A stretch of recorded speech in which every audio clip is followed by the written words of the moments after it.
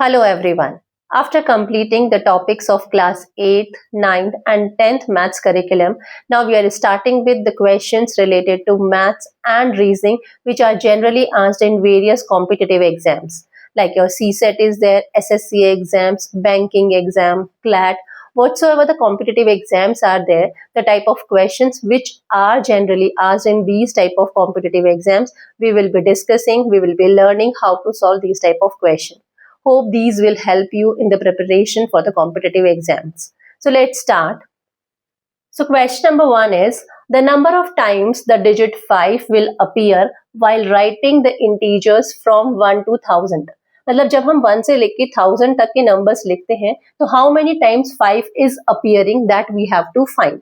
So let's see if we are going to write numbers from 1 to 10.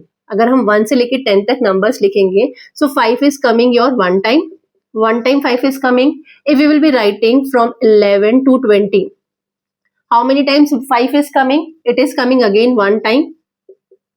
यहाँ पे जब हमने 1 से लेके 10 तक की काउंटिंग लिखी so 5 is coming once, that is your number 5.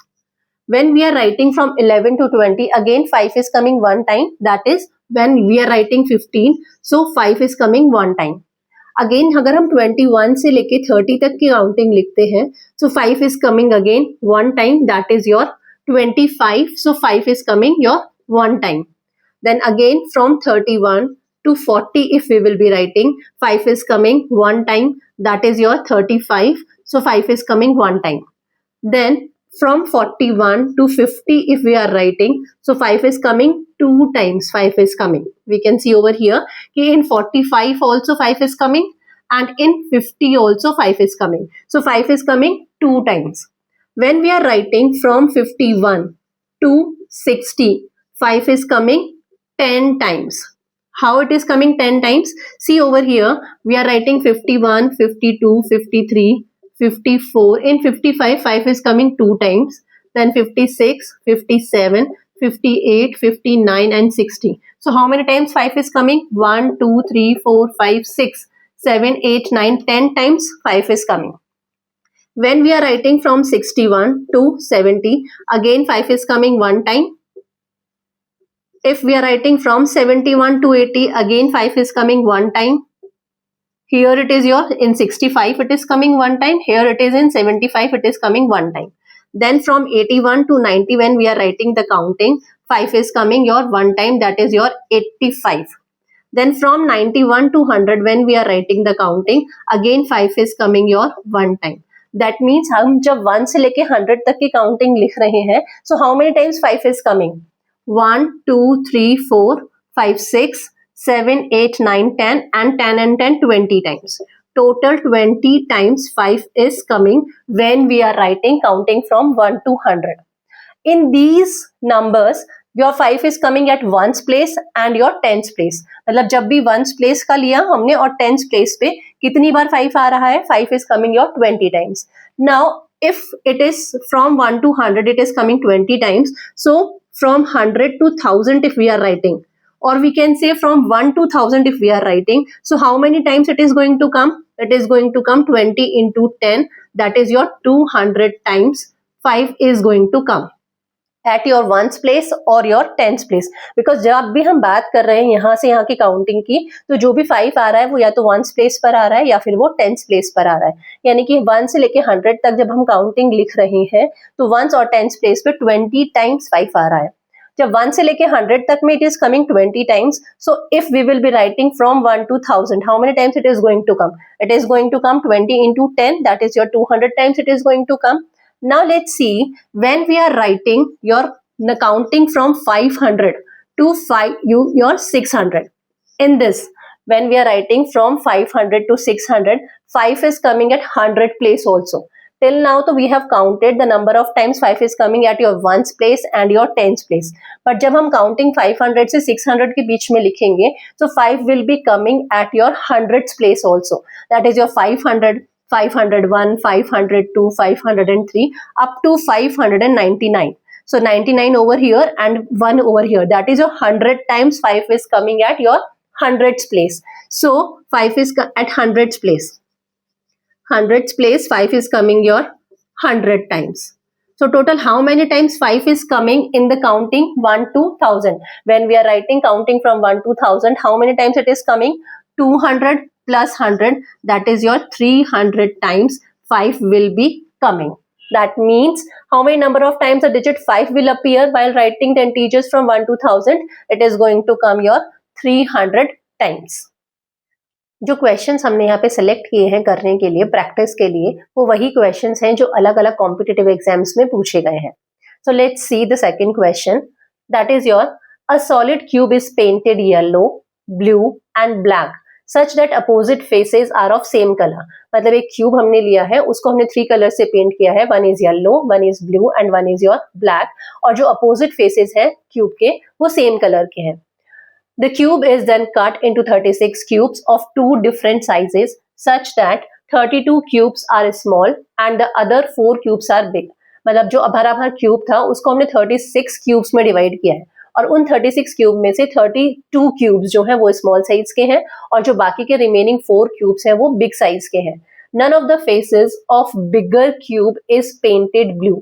और जो बिगर क्यूब है यानी कि जो 4 बिग क्यूब्स हैं उनमें से कोई भी ब्लू कलर का पेंट नहीं है. How many cubes have only one face painted? So we have to find कि कितने क्यूब्स ऐसे होंगे जिनका केवल एक ही फेस पेंटेड होगा. So see the condition which is given to us, accordingly this will be the cube. Cube जो होगा वो इस तरीके का होगा. हमने अज्यूम किया कि जो क्यूब था, इनिशियली जो क्यूब था उसका जो साइड है वो ए है. The initial side of the cube was your A. इसका ये साइड हमने माना कि ब्लू है और इसका अपोजिट साइड भी ब्लू होगा. ये वाला फेस इसका येलो है और इसका जो पीछे वाला फेस होगा वो भी येलो होगा. ऊपर वाला फेस ब्लैक है और नीचे वाला फेस भी ब्लैक होगा. So opposite faces are of the same colour. लेकिन जो भी बड़ा क्यूब है वो क्योंकि ब्लू कलर का नहीं है, उसका कोई भी क्यूब जो है बड़ा वाला वो ब्लू कलर का नहीं है. दैट्स द रीजन हमने ब्लू कलर को इस वाले फेस पे रखा. तो ये ब्लू कलर हो गया. इसके जस्ट अपोजिट भी ब्लू कलर होगा. At the top and bottom we have taken black colour और इधर फ्रंट फेस और बैक फेस पे we have taken yellow colour. Now हमने किस तरीके से डिवीजन किया कि जो टोटल क्यूब है उसका हमने साइड माना, जो इनिशियल क्यूब था उसका साइड ए था. जो स्मॉल क्यूब्स बने उनका साइड हमने a/4 लिया, 1/4 of the cube side of the initial cube. और जो बिगर क्यूब है उसका हमने जो साइड लिया वो a/2 लिया, means half of the side of the initial cube. अब यदि हमने यहाँ पे A4 लिया, मतलब टोटल साइड जो थी वो A थी, उसका हमने जो एक क्यूब बनाया वो 1/4 साइड का बनाया. तो total how many cubes will be there? Total of 4 into 4, that means 16 cubes will be here in this side and 16 cubes will be just opposite to it. मतलब ये वाले जो इधर के साइड के होंगे वो भी 16 क्यूब्स होंगे, इधर भी 16 क्यूब्स होंगे. तो smaller cubes will be your 16 plus 16, that is your 32. Now ये वाले जो बड़े वाले क्यूब है, दिस इनका जो साइड है वो a/2 है. So here 2 cubes will be there. So these are the 2 cubes and the back side even 2 cubes will be there. That means 4 big cubes बनेंगे और आपके 32 small cubes बन जाएंगे according to your question.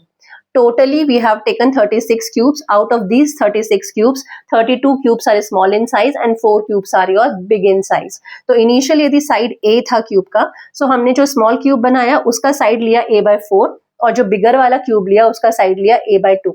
अब यदि इसका side a/4 होगा, so 4 into 4, total of 16 cubes we can make over here. Similarly 16 cubes could be made over here also, back side also. So 16 plus 16, 32 cubes are your small in size. और जो big cubes बनेंगे उनका जो side है वो a/2 है. So 2 cubes here and 2 cubes back side. So total of 4 big cubes will be there. This is how we have divided the initial cube. Now अब यदि हम बात करें इधर यदि हम देखें तो ये वाले जो क्यूब्स हैं, जो ऊपर वाले क्यूब्स हैं, इनके एक फेस ब्लू कलर का पेंटेड है और जो ऊपर का जो फेस है, ये वाला जो फेस होगा वो ब्लैक कलर का पेंट है. लेकिन हमें वो क्यूब्स फाइंड करने हैं जिनका केवल एक ही फेस पेंट हो, यानी कि ये वाले क्यूब्स हमारी कंडीशन को सेटिस्फाई नहीं कर रहे हैं. सिमिलरली यदि हम इन क्यूब की बात करें तो इन क्यूब्स के अंदर ये वाला जो फेस है वो ब्लू कलर से पेंटेड है. This face is blue colour and this face, ये वाला जो फेस है इनका, इन क्यूब का, वो येलो कलर से पेंटेड है. अगेन यानी ये वाले फेसेस भी, ये वाले जो क्यूब्स हैं ये भी हमारी कंडीशन को सेटिस्फाई नहीं कर रहे हैं. सिमिलरली अगर हम इन क्यूब्स की बात करें तो ये वाला क्यूब इस क्यूब की, इन क्यूब की, तो इनका एक फेस तो ब्लू कलर से पेंटेड है और इनका जो इधर वाला फेस होगा जो बैक साइड में जाएगा वो आपका येलो कलर से पेंटेड होगा, because back side is even yellow in colour.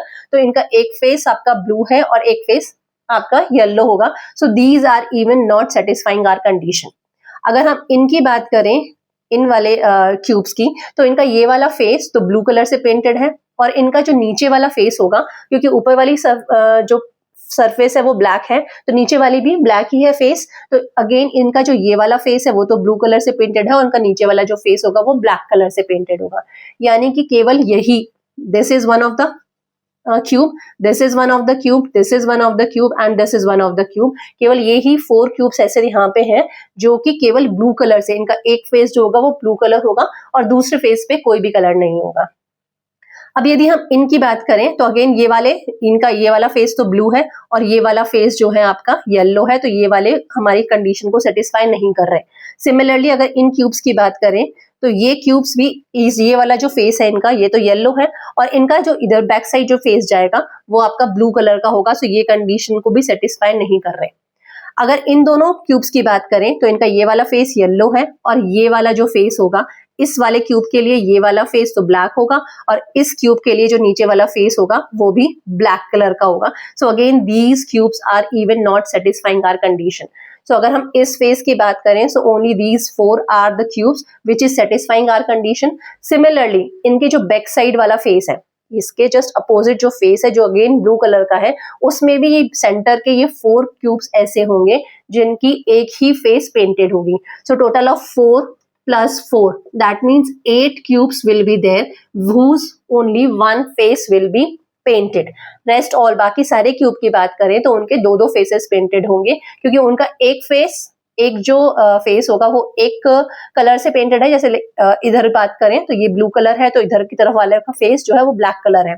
यदि ये वाला जो है ब्लू कलर है तो इनके नीचे वाला again it will be on black in color. So we can say only 4 cubes are there on this face which is having only one face painted, and similarly there will be 4 cubes will be there whose your one face will be painted and it will be opposite to your this face. So 4 plus 4, total of 8 cubes will be there. Now let's see the next question, that is from percentage. A and B are two heavy steel blocks. If B is placed on the top of A, then weight increases by 60%. यानी कि दो blocks है, एक A है और एक B है और हमने B को प्लेस किया टॉप ऑफ A पर, A के ऊपर हमने B को रखा तो जो वेट है वो इंक्रीज हो गया 60% से, यानी कि जो A का वेट था उससे 60% इंक्रीज हो गया B को प्लेस करने पर। Now, how much weight will reduce with respect to the total weight of A and B if B is removed from the top of A? अब यदि B को वापस से रिमूव कर दिया जाए तो टोटल जो वेट है A और B का उसके रिस्पेक्ट में कितना वेट रिड्यूस होगा। Now see, suppose we are assuming that this is your A block and this is your B block. हमने माना कि जो A का वेट है वो 100 ग्राम्स है। It is always easy to take 100 grams. जब भी परसेंटेज की बात हो तो it becomes very easy if we will be taking 100 grams. Now अब यदि B को हमने प्लेस किया A के ऊपर तो 60% वेट इंक्रीज हुआ। 100 का 60% will be your 100 multiplied by 60 upon 100, that is your 60 grams increase हो गया। यानी कि टोटल वेट कितना हो गया, total weight of A plus B will be your 100 plus 60, that is your 160 grams हो गया। इट मीन्स यदि ए का वेट 100 ग्राम्स है तो बी का वेट कितना है, इट इज योर 60 ग्राम्स। यदि ए का वेट 100 ग्राम्स है तो बी का वेट इज योर 60 ग्राम्स, क्योंकि बी प्लेस करने पर, ए के ऊपर बी को रखने पर टोटल जो वेट है वो 60% से इंक्रीज हो गया। जो टोटल वेट है वो 160 ग्राम्स हो गया, यानी कि बी का जो वेट हुआ वो 60 ग्राम्स हुआ। अब यदि B को वापस से रिमूव कर दिया जाए A के ऊपर से तो टोटल जो रिड्यूस होगा वो A और B के रिस्पेक्ट में कितना कम होगा। अब रिड्यूस कितना हुआ, 60 ग्राम्स रिड्यूस होगा। यदि हम B को वापस से हटा लेते हैं A के ऊपर से तो रिड्यूस कितना हुआ, 60 ग्राम्स हुआ। एंड ये हमें किसके रिस्पेक्ट में कैलकुलेट करना है, टोटल वेट ऑफ A और B के रिस्पेक्ट में कैलकुलेट करना है। So percentage will be reduce होगा 60, जो रिड्यूस हो रहा है how much weight will reduce कितना हो रहा है, 60 ग्राम्स रिड्यूस हो रहा है with respect to the total weight कितना था, 160 ग्राम्स था, because we have to calculate the percentage, so it will be multiplied by 100। तो यदि हम बी को वापस से रिमूव करते हैं तो कितना वेट रिड्यूस होगा with respect to the total weight of A and B, in percentage it will be 0 and 0 cancelled, 2 3s are 6, 2 8 is 16, so it is your 3 into 100 will be 300 upon 8, so it will be 8 3s are 24, so remaining will be your 6, 60 it is, 7 is 56, 56 and 4, 37.5%. So reduction will be your 37.5% will be reduced. Initially when we were adding B on top of A, then it was increasing by 60%, क्योंकि हमारा जो respect था वो A के respect में हमने calculate किया था, लेकिन अब जब हम इसको रिमूव कर रहे हैं तो हम इसको रिस्पेक्ट में किसके कैलकुलेट कर रहे हैं, total weight of A and B के रिस्पेक्ट में कैलकुलेट कर रहे हैं. So your base will be 160 in this case, so it will become your 37.5%. Let's see the next question. Mr. X has 3 children. The birthday of the first child falls on the 5th Monday of April. So first children birth is your 5th Monday of your April. मतलब कोई mister x है, उनके 3 children हैं, उनका जो first child है उसका birthday जो आता है वो 5th मंडे को आता है अप्रैल के, और जो सेकंड चाइल्ड है उनका बर्थडे आता है on the 5th Thursday of November. On which day is the birthday of his third child which falls on 28th December? That means जो थर्ड चाइल्ड है उसका बर्थ डेट है 20th December. What will be the day on 20th December? Mr. X के 3 children हैं, जो first child है उनका birthday आता है 5th मंडे ऑफ अप्रैल, जो सेकंड चाइल्ड है उनका बर्थडे आता है 5th Thursday of November, and जो थर्ड चाइल्ड है उनका बर्थडे आता है 20th दिसंबर को. सो 20th दिसंबर को क्या डे होगा, that we have to find. So we know कि 1 वीक के अंदर हमारे 7 डेज होते हैं. That means 7 into 4. 7 4 is your 28. 28 days तक, किसी भी मंथ के 28 डेज जब होंगे तब तक सारे days, that is your Monday, Tuesday, Wednesday, Thursday, ये सब 4 टाइम्स आएंगे. 7 into 4, that is your 7 days are there in a week, and 4 times they will be coming till 28th of any month. किसी भी मंथ की 28th date तक सारे के सारे जो डेज हैं वो 4 टाइम्स आएंगे. Now because it is your 5th Monday, that means 28 तक तो it is not possible, after 28 only it will be coming. So अगर वो 5th Monday है तो either it will be on 29th of April or it will be on 30th of April, because total April के अंदर 30 days होते हैं, right? So 30 days होते हैं, तो it is possible कि जो फर्स्ट चाइल्ड है उसका बर्थडे या तो 29th of April को आएगा या फिर 30th of April को आएगा. सिमिलरली जो सेकेंड चाइल्ड है वो 5th Thursday of November, again 28 तक तो we will be having your all the days 4 times only. अगर 5th थर्सडे है that means again November is having 30 days, in November there 30 days are there, so it means जो second child है उनका birthday भी either 29th of November होगा या फिर 30th of November होगा. These two are the conditions possible. अब यदि मंडे से थर्सडे पर आए हम, from Monday to Thursday, how many odd days are there from Monday if will be switching to your Thursday. So how many odd days are there?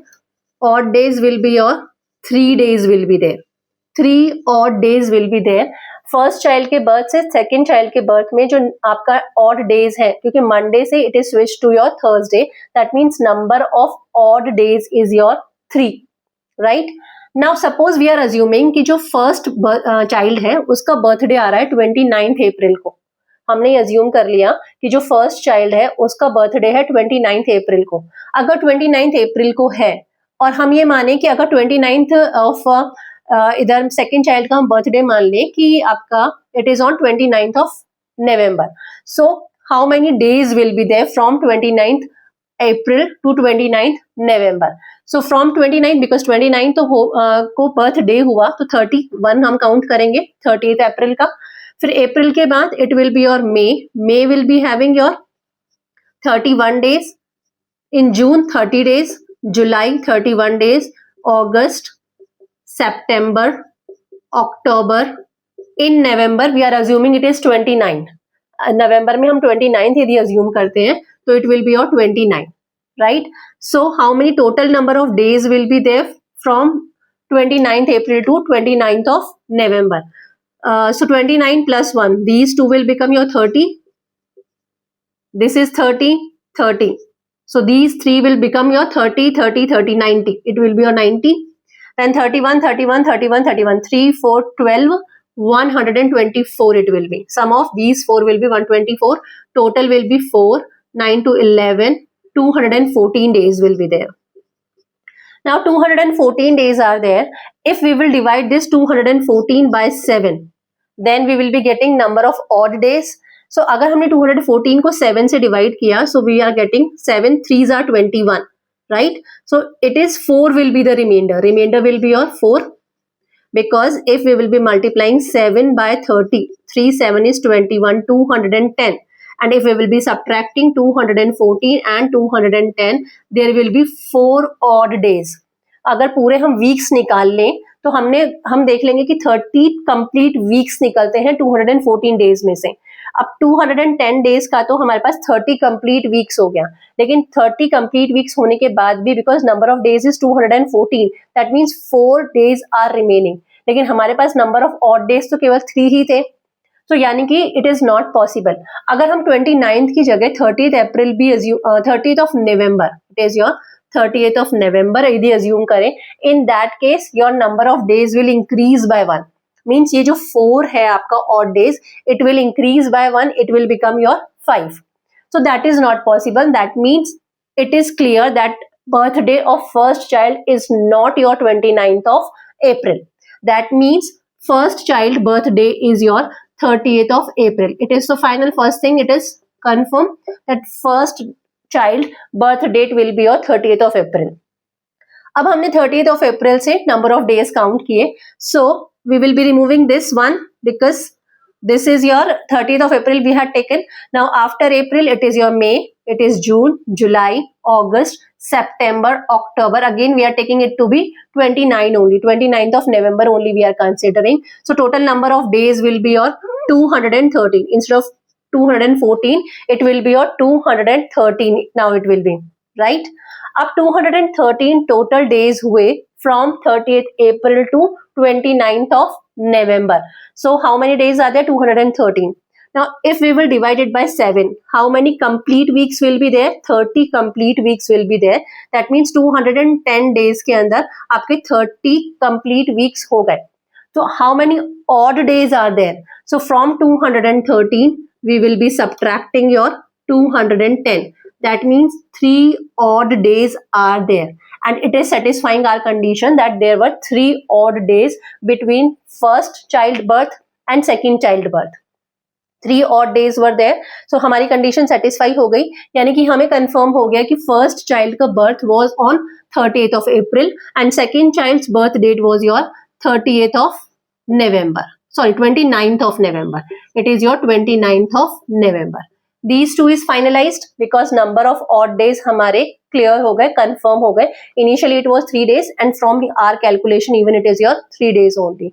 That means first child birth date was your 30th of April and second child birth date was your 29th of November. Now from 29th of November to 20th of December, this is second child's birth date and this is your third child birth date. So how many days are there?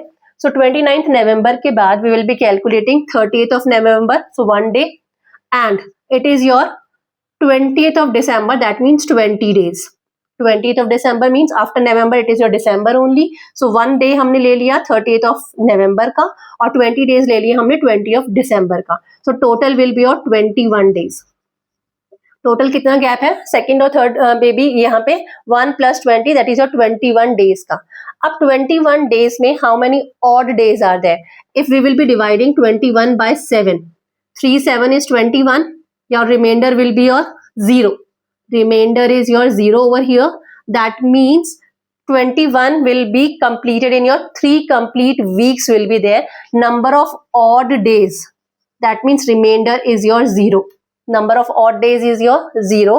That means यदि second child का birthday was Thursday, so third child का birthday will even be your Thursday only because number of odd days is 0. So जो second child का birthday था वही third child का birthday भी होगा, so it will be your Thursday. So this is how we can calculate that what will be the day of your when your third child will be born. On that day, what will be the day? On that date, what will be the day? Here is the fifth question. Consider following statements and conclusions.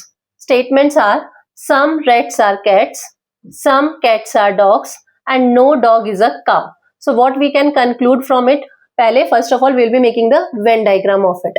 So some rats are cats. So there are some rats. These are some rats. And some rats are cats. So ये कुछ rats का part है जो कि cats भी है. So ये हमने common part ले लिया जो rat का भी part है और cat का भी part है, मतलब some rats are there जो कि cats भी है. So this is the common part. Now some cats are dogs. अब cats का कुछ part ऐसा है जो कि dogs भी है. So this is your some part of cat which is dogs even. So some cats are dogs. No dog is a cow.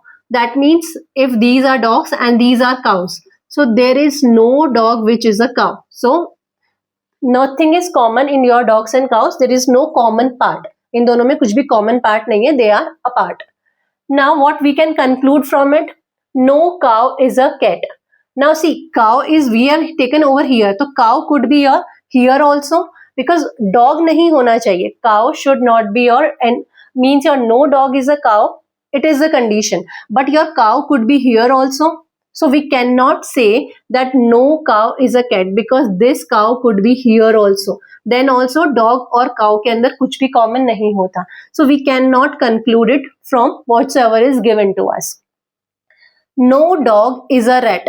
Now हमारे पास जो relation है वो है कि no dog is a cow. Dog और cow में कुछ भी कॉमन नहीं है, but it is not given that no dog is a rat. It is even possible ये जो डॉग है इसका कुछ पार्ट इधर की तरफ होता, तो ये कुछ पार्ट कैट भी हो जाता और कुछ पार्ट रैट भी हो जाता, but we cannot conclude that no dog is a rat because this could even be the condition. In this condition also आपका dog और cow वाली जो कंडीशन थी कि that no dog is a cow वो सेटिस्फाई हो रही है. So we can not conclude this even from the above statements. Some cats are rats. This is so it is very much clear that there are some cats are there which are rats because that was only the statement. Some rats are cats. So we can say कि हाँ कुछ cats ऐसी हैं जो rats हैं. So we can conclude this statement from the given statements. So this is the conclusion which we can conclude from the given statement. So third will be the answer. Some cats are rats. This we can conclude. Let's see the next question. The number of parallelograms that can be formed from a set of 4 parallel lines intersecting another set of 4 parallel lines is. That means 4 हमें horizontal lines given है parallel and 4 vertical lines given है parallel.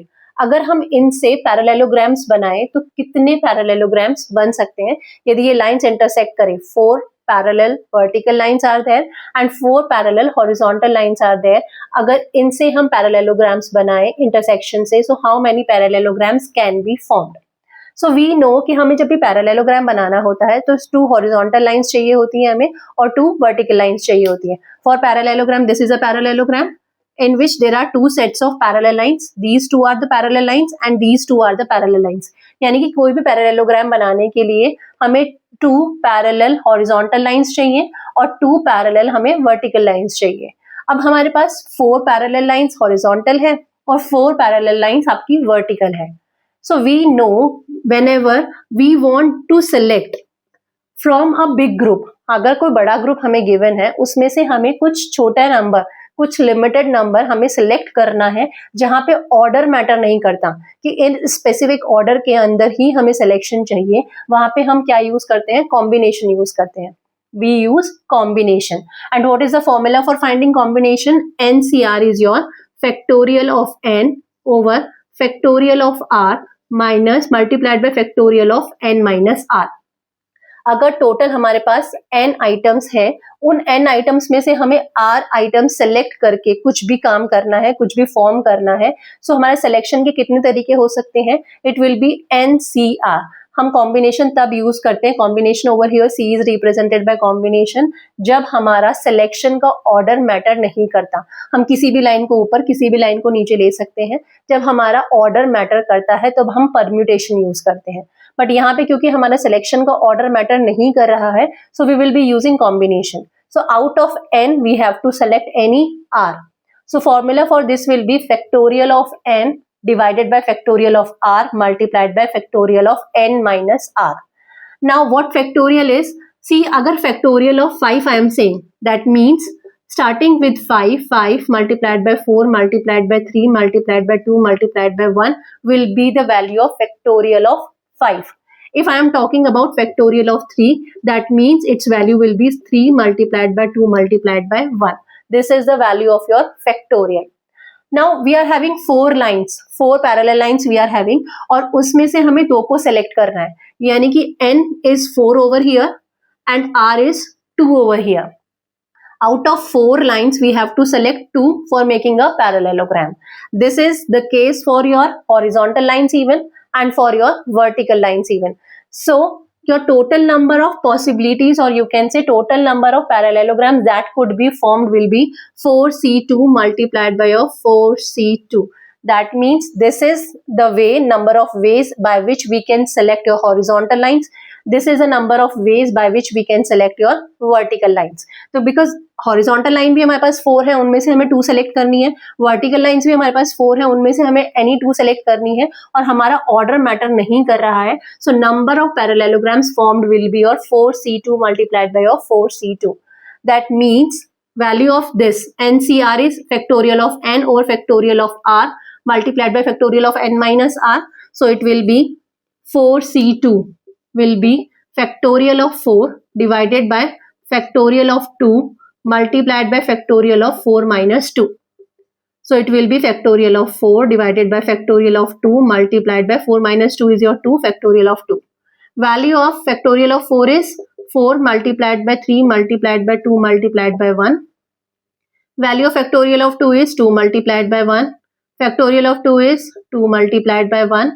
So 2 times cancel, 2 cancel, 3 multiplied by 2, 6. So value of 4C2 will be your 6. So value of 4C2 is your 6 multiplied by, the same will be over here also, 4C2, 6 into 6, total 36 parallelograms can be formed. जब भी हमें ऐसी conditions दे रखी है कि हमारे पास ज्यादा group है, बड़ा ग्रुप है, उसमें से हमें कुछ नंबर सेलेक्ट करने हैं और हमारा सिलेक्शन का ऑर्डर मैटर नहीं कर रहा है, so number of ways by which we can select will be given by a combination. और अगर हमारा सिलेक्शन का ऑर्डर मैटर करता है तो we will be using your permutation. So over here हमारे को मैटर नहीं कर रहा कि हम कौन सी लाइन सिलेक्ट कर रहे हैं, उसका ऑर्डर क्या है, so we will be using combination and this is the formula for finding combination, number of ways by which we can find. So n means ये जो बड़ा ग्रुप है उसमें से हमें r select करने हैं. So total 4 lines were there. Out of the 4 lines we were to select 2 lines. So n will be 4 and r will be your 2, and this is the formula for finding your combination. So this is all in this video. हम आगे और बहुत सारे videos बनाएंगे जो इसमें हम बहुत सारे क्वेश्चंस लेंगे अलग अलग तरीके के, रिलेशन बेस्ड, और उसमें हम आपके मैथमेटिकल क्वेश्चंस लेंगे, उसमें रीजनिंग के क्वेश्चंस लेंगे, रिलेशंस के क्वेश्चन लेंगे, उस तरीके के क्वेश्चंस जो बेसिकली पूछे जाते हैं अलग अलग कॉम्पिटिटिव एग्जाम में, चाहे से हम एसएससी की बात करें या यूपीएससी के सीसेट की बात करें. ये जो हमने क्वेश्चंस लिए हैं ये सीसेट के पुराने पेपर्स में से ही लिए हैं. तो these are the type of questions which are generally asked in various type of competitive exam, चाहे एसएससी हो, चाहे सीसेट हो, चाहे बैंकिंग के एग्जाम्स हो, चाहे इंश्योरेंस के एग्जाम्स हो, या फिर आपके रेलवेज के एग्जाम्स हो, उन सभी में हमारा पेपर रहता है, मैथ्स का पेपर रहता है, रीजनिंग का पेपर रहता है. So hope these type of questions will help you out in preparation for the competitive exams. Thank you.